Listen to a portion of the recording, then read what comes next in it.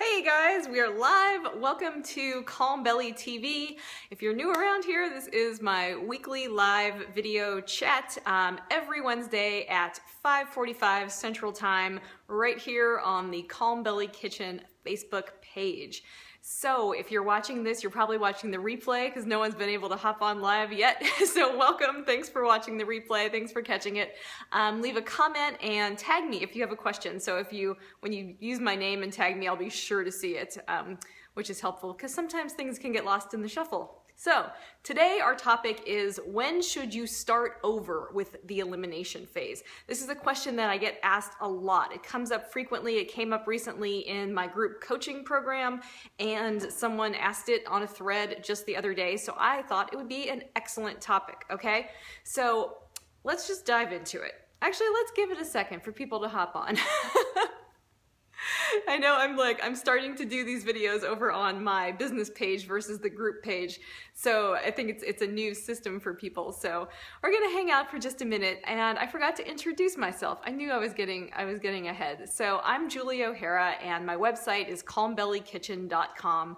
I am a health coach, and I specialize in helping women manage IBS with the FODMAP diet, with food and not deprivation. Okay, so if you're looking for someone who's going to tell you you have to eat rice cakes for the rest of your life, I'm not that person. I want you to actually eat great food that is drool worthy, that is delicious, that helps you learn about your body and manage your IBS. So that's what I'm all about, and we can do that with the FODMAP diet.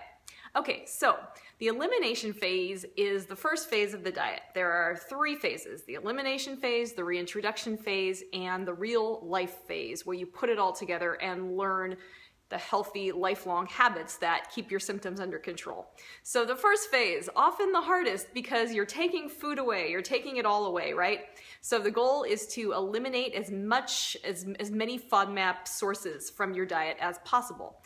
One common misconception is that you need to eliminate all FODMAPs. That's virtually impossible to do. Foods like, gosh, what's a good example? Eggplant, zucchini, foods that are low FODMAP.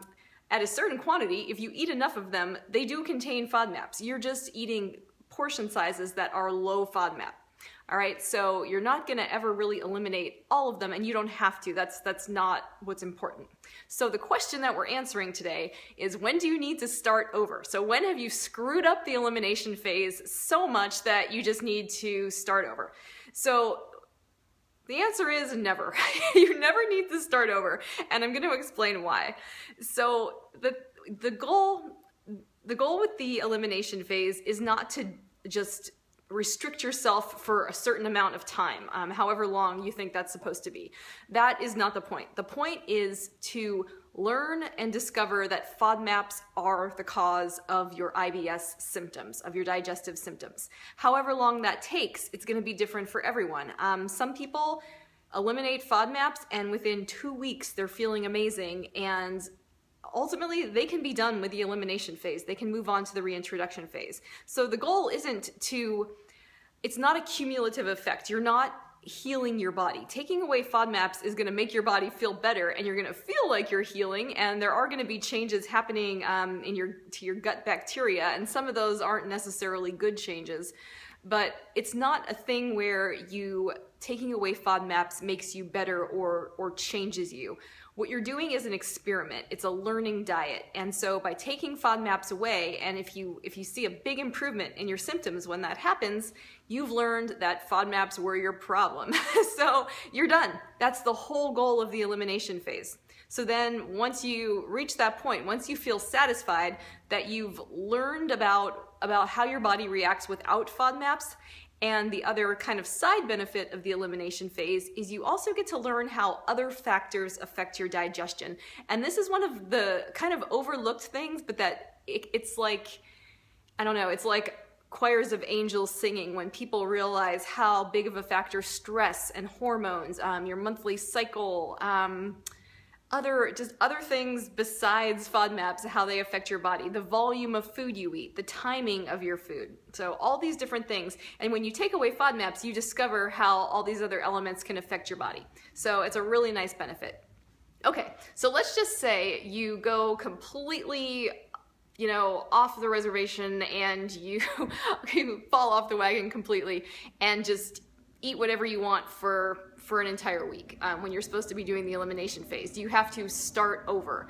Well, no, you really don't. You just have to, you know, rein it in and get back on and get to the point, like I said before, where you feel like you've shown that FODMAPs either cause your digestive symptoms or not, okay? So you're just going to eliminate them until you either see a change in your symptoms or you don't. And if you don't see any improvement, if it's not working for you, you need to stop and assess if you're doing the elimination phase correctly, which means, you know, are there sneaky FODMAPs that are getting in and messing you up? You have to really go over everything. This is where it can really help to get an expert's help if you think it should be working, but it's not.